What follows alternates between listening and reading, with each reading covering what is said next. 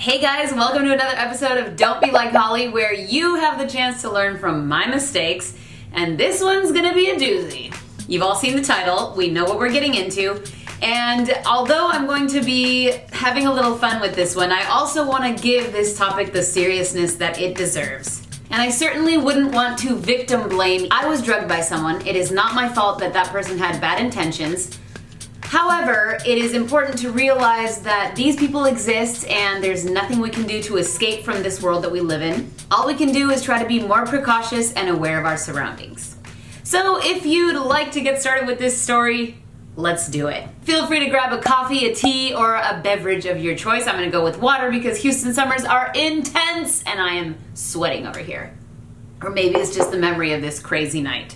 Let's rewind back a couple years. I had just gotten out of a relationship with someone that we're going to call Greg. I discovered that basically the whole time that he was with me, he was simultaneously dating a girl from Peru that looked like Paulina Rubio, telling her that they were going to get married one day and asking her for bikini photos. Let's just leave it at that. Long story short, I ended the relationship with Greg and I was finally a single woman. My friend, who we are going to call Leon, was really excited because apparently I'm no fun when I'm in a relationship. Finally, I was gonna be able to go out with my friends, have a good time, chill out, not worry about anybody asking me where I was or what I was doing. Our plan for the night was to have dinner in Beverly Hills and then go to a club in Orange County. I remember going to dinner and having a great time. I had been starving before that dinner, ordered a large meal along with a margarita. And yes, I know margaritas have tequila, but I also know my limit. It's usually about 2 to 3 drinks before I start feeling a buzz. And I'm a big fan of everything in moderation. The irony of this entire story is the fact that so many times in my life I've been asked if I'm on drugs. When I'm dancing by myself, when I'm just hanging out, having a laugh attack, people assume that because I'm happy and jolly and crazy, I must be on drugs. And the funny thing is I've never done any.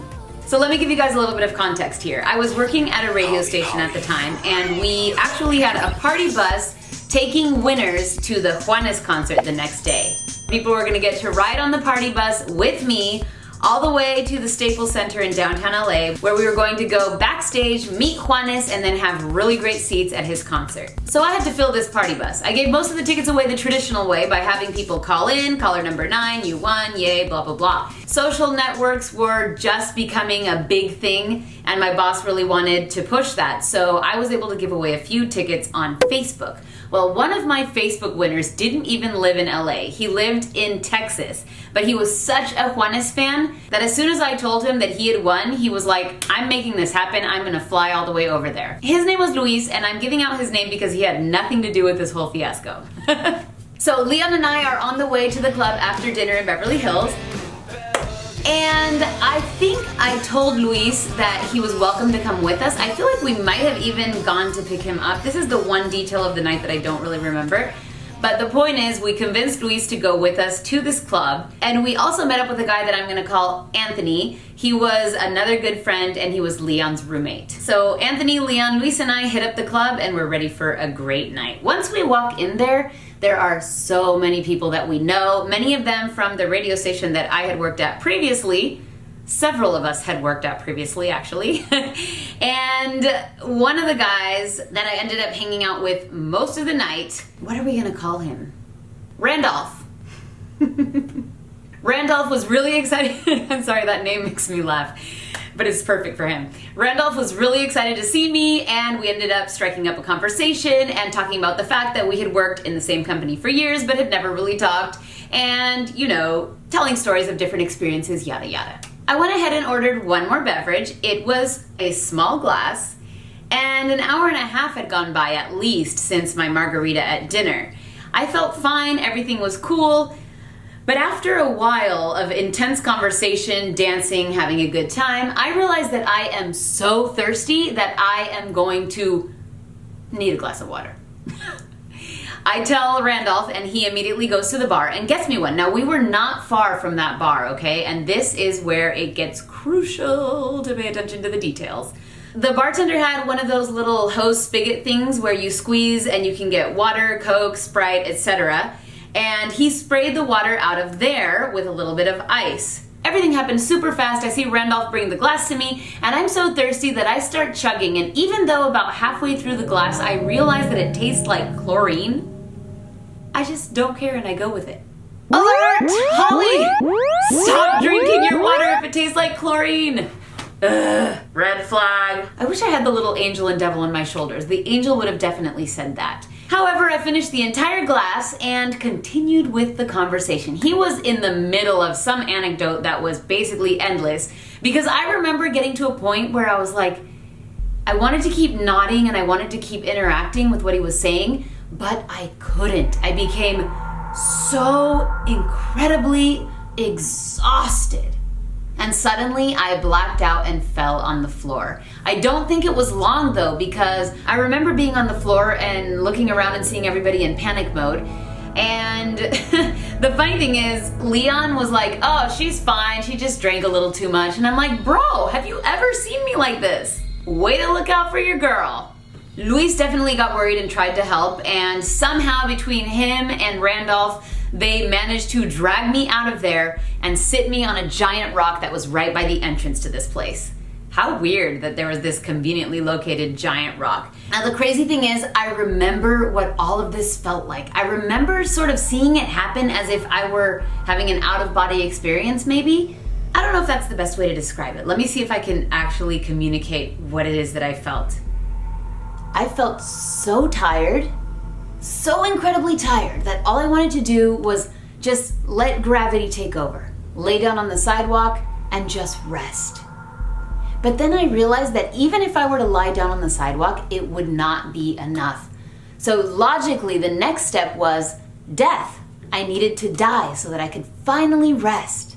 Please just let me die. Doesn't that make sense? Yeah, it's insane, but in that moment it made so much sense.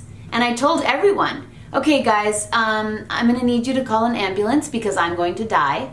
And then if somebody could please call my boss because I'm not gonna be able to take the winners to the Juanes concert tomorrow, so they'll need to find a replacement for the party bus.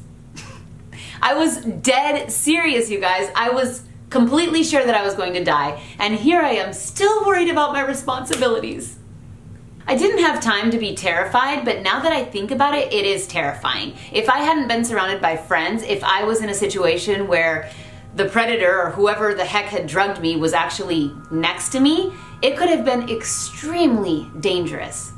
Lucky for me, my body was like, I don't know what this is, but I don't like it. And I started to feel, you know, when the saliva glands water up and you're like, oh boy, I need a toilet or a sink or a bucket. But I actually had no energy, like I said, so I kind of just twirled around on my rock and started throwing up. I threw up everything in my stomach, the water, the alcohol, the food that I had eaten, and as it was happening, I was kind of blacking in and out, and something inside of me was telling me that I had to hold on to staying alert, because if I blacked out, it was going to be bad. Somehow, some way, after throwing everything up, my vision kind of came back. I started to feel a little bit more normal. And the first thing I see is Randolph's face right in front of mine saying, "Are you okay? Are you okay?" Leon and Anthony decide that I have to eat greasy food, that this is the only solution in this moment to get me feeling better. So they take me to Jack in the Box and give me the greasiest and saltiest burger and fries I've ever had in my life, and I chased those down with a milkshake. And I started to feel a little bit more normal, but honestly, and I'm not exaggerating, I think the effects of this drug stayed in my system for at least a couple of weeks. I felt like my brain just wasn't on right. You know what I'm saying? Like I couldn't even form a sentence properly. The next day at the Juanes concert, we were doing a live interview on air, and I couldn't even make coherent sentences. I mean, they were all right. We put them on air, but I felt like it was messing with my flow. I couldn't just, you know, have fun off the cuff like I usually do. And I'd like to think that the effects of the drug lasted a year, because shortly after that I started dating Randolph, and it was the worst relationship of my life. But again, I can't blame the drug. I have to blame myself.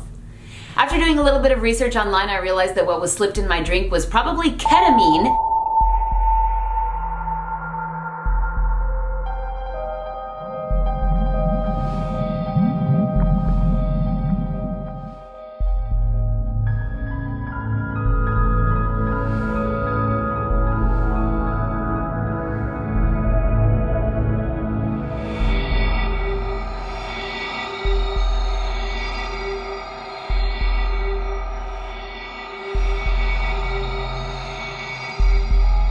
And people use this drug to do horrible things, including giving it to a girl to the point where she's walking and talking but completely unconscious, and then inviting her back to their house and raping her.